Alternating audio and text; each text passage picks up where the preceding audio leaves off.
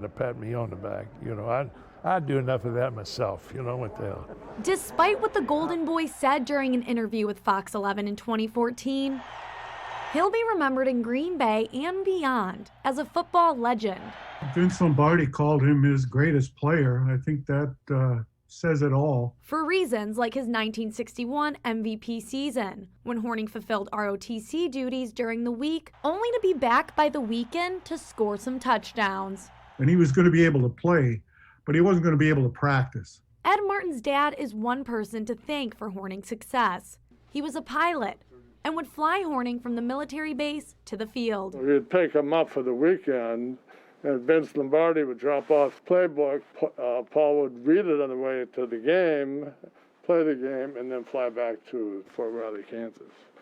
And that's part of that's an amazing stat to say that, I didn't practice all week and I went and scored 5 touchdowns.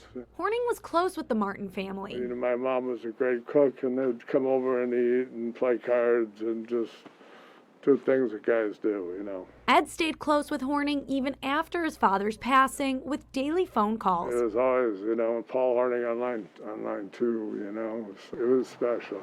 Ed says the loss is a big one for the Green Bay community.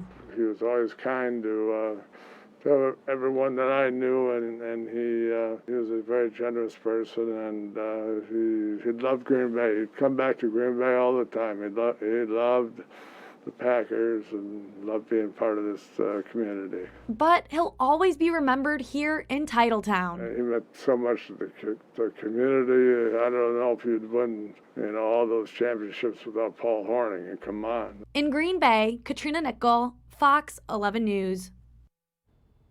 In a press release from the Louisville Sports Commission, they said that the funeral and burial will be private due to COVID. A public celebration will be held at a later date. In a statement, Packers president and CEO Mark Murphy called Hornung one of the team's special alumni whose presence in Lambeau Field electrified the crowd during his return. Murphy says Hornung's performances in big games were unparalleled.